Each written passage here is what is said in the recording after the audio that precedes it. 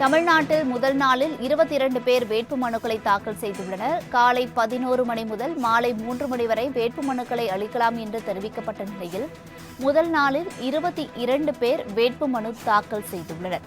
தமிழ்நாட்டில் முதல் நாளில் 22 பேர் வேட்புமனு தாக்கல் செய்துள்ளனர். விரிவான விவரங்களை வழங்குவதற்காக செய்தியாளர் நந்தினி இணைப்பில் இருக்கிறார். அவரிடம் விவரங்களை கேட்டறியலாம்.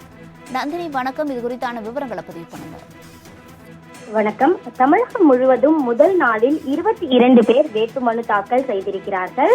அந்த வகையில் தமிழகம் முழுவதும் நாடாளுமன்ற தேர்தலை பொறுத்தவரையில் ஏப்ரல் 19ஆம் தேதி நடைபெற இருக்கிறது.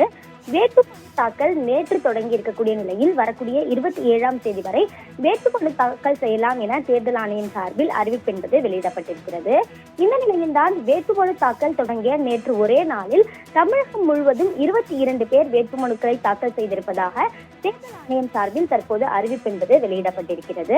அந்த வகையில் பார்த்தோம் என்றால் ஒவ்வொரு தொகுதிக்கும் ஆண்கள், பெண்கள், மூன்றாம் பாலினத்தவர் என மொத்தமாக 22 பேர் வேட்புமனுக்களை தாக்கல் செய்திருக்கிறார்கள்.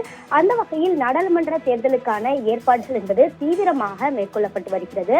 அரசியல் கட்சியினரும் நேற்றைய தினம்தான், அதாவது திமுக, அதிமுக உள்ளிட்ட அரசியல் கட்சியினர் நேற்றைய தினம்தான் வேட்பாளர்களை அறிவித்திருக்கிறார்கள். எனவே வரக்கூடிய நாட்களில் வேட்புமனு தாக்கல் என்பது கூடுதலாக நடைபெறலாம் என எதிர்பார்க்கப்படுகிறது. குறிப்பாக நாளைய தினம் வெள்ளிக்கிழமை என்பதால் கூடுதலாக வேட்புமனுக்களை தாக்கல் செய்வார்கள் எனவும் தெரிவிக்கப்பட்டிருக்கிறது. வேட்புமனு தாக்கலுக்கு வரக்கூடிய 27ஆம் தேதி வரை மட்டுமே கால அவகாசம் இருக்கக்கூடிய நிலையில் நேற்று ஒரே நாளில் 22 பேர் வேட்புமனுக்களை தாக்கல் செய்திருப்பதாக தேர்தல் ஆணையம் சார்பில் அறிவிப்பு வெளியிடப்பட்டுள்ளது குறிப்பிடத்தக்கது.